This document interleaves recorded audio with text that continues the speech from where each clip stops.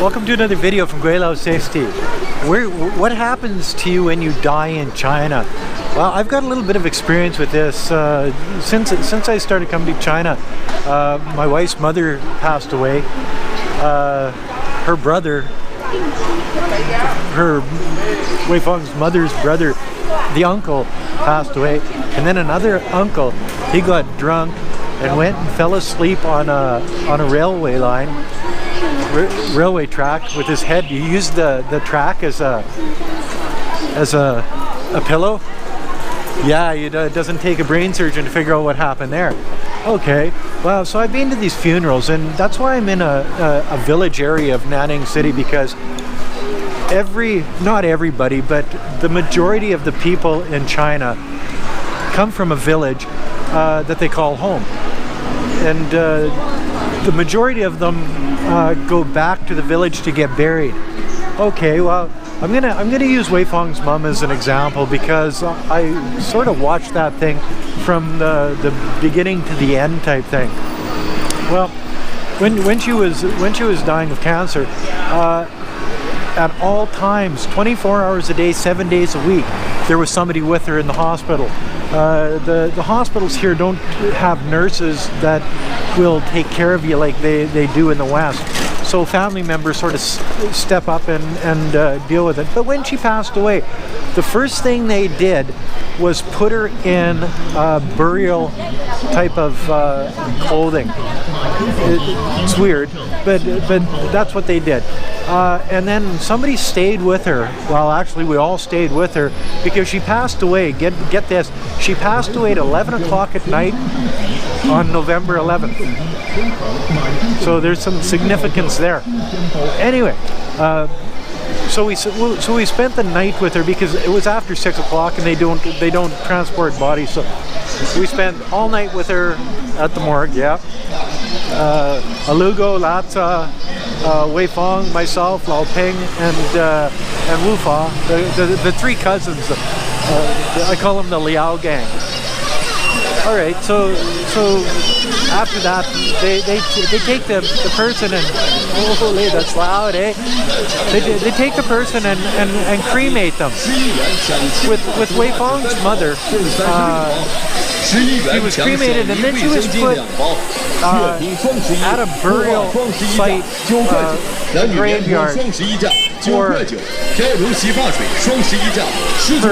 3 years actually, before they decided where she was going to be buried. She was going to be buried in Bobai, of course, because that's like hometown, or the village that her husband came from. Boy, it's loud along here, eh? I bet you the neighbors or the people that live upstairs just love all of that noise.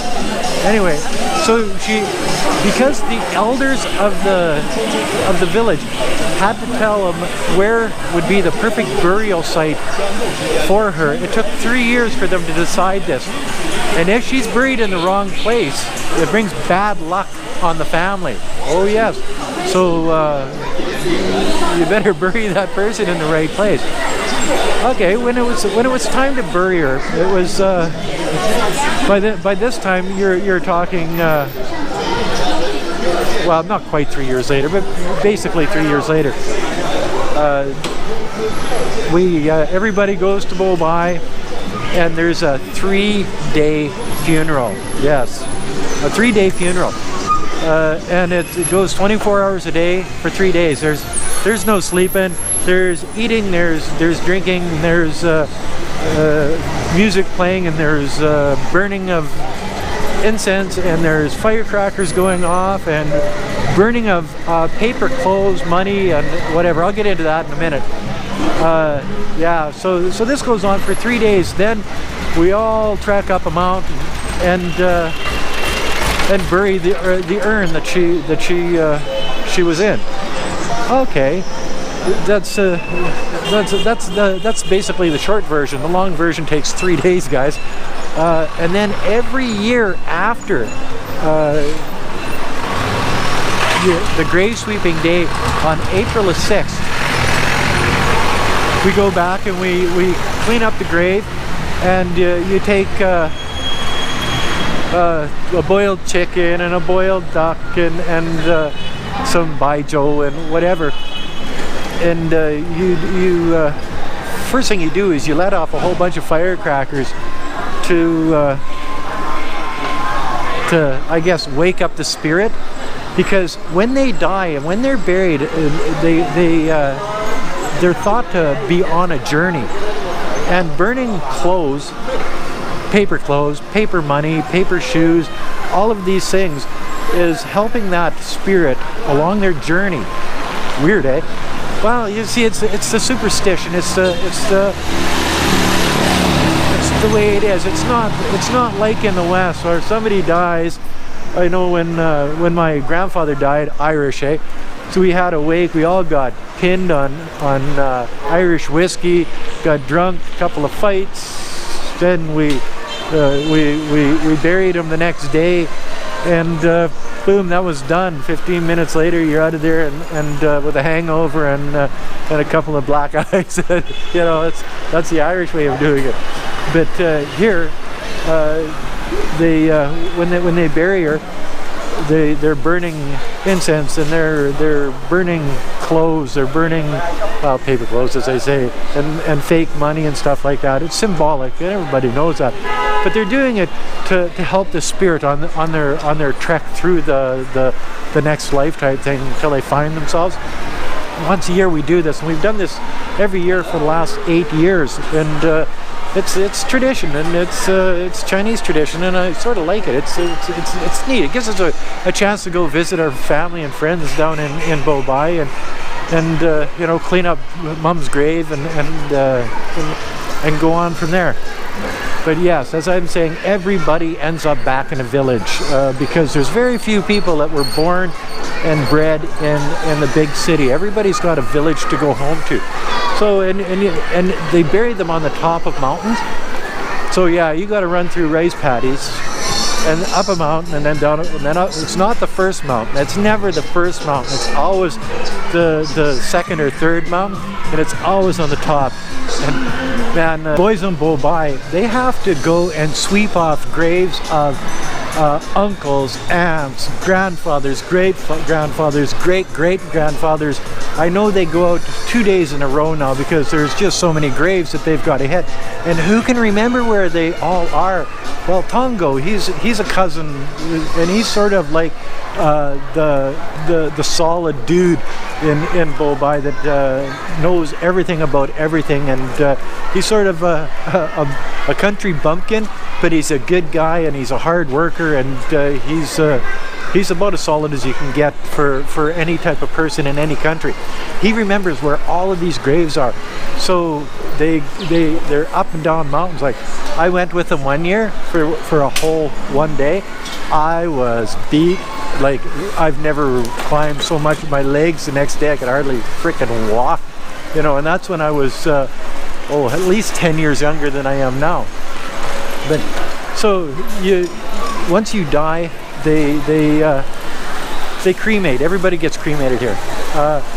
Then they put you in an urn and put you away until the old guys can decide where to bury you, because if they bury you in the wrong place, it brings bad luck on the family.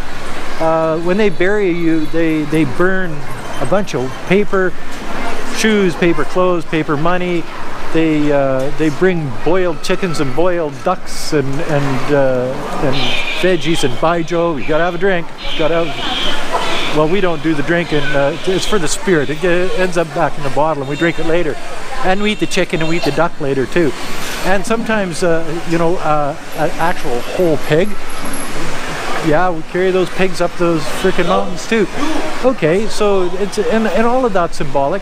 And then you gotta set the firecrackers off. Big lines of firecrackers.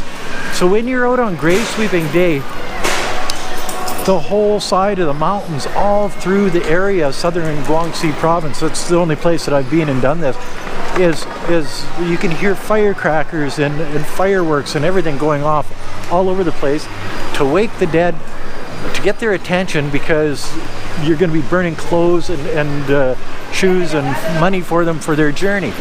Well, you know, isn't that a sort of a neat thing? And this is, the roads get blocked because so many people are going to the villages to do this in April 6th type thing every year. So wow. And this is China, back in the village. Yeah, I'm loving every minute of it. Most of these grave sites are just like a mound of dirt where they bury them, and it's hard to find that mound of dirt, but they do it every time. Okay, so with Weifang we put a headstone, but you get some of the older ones. They're like shrines to these great grandfathers and stuff. They must have had some money, some power, or prestige in the village for them to do something like that. But yeah, it's neat to go through the mountains of southern Guangxi province and see all of this stuff going on, and see the graves that they put out. They do have graveyards in the city.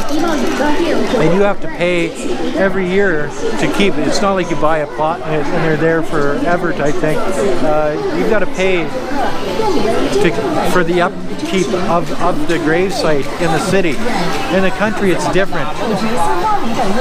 So everybody goes back to the country, yes, because everybody wants to go home. When they die, everybody wants to go home. And that's just the way it is. It's one of those things. One thing I want to add too is that all of this is done by family members. You don't go to Gray's funeral home and they take care of everything for you. No. Sure, the hospital arranges having the body taken to the cremation place, but as far as going out and buying a urn, as far as transporting that dead body from the ashes from where they cremate them to where they store them, and then out to the grave site and digging the grave and all of these different things, that's all done by family members. And it's not like in the West. It's totally different. It's a culture thing, and I find it brings family closer together, I think, because they have to go through this together. They have to help each other, because one person just can't do it. And I know that when we can't make it to Bobai, when we're in Canada or something like that, like this last year, we weren't able to make it because Weifang's sickness. We relied on Tongo and Wufa and Latsa and Alugo to go do it for us. And sure, we pay for the fireworks and the paper clothing and the paper this and the paper that. Yeah, we pay for the billion-dollar bills, and it's a little bit comical too. But you know what? After it's all said and done, it does bring our families closer together, and it's and we help each other out. And I think that's what family's all about.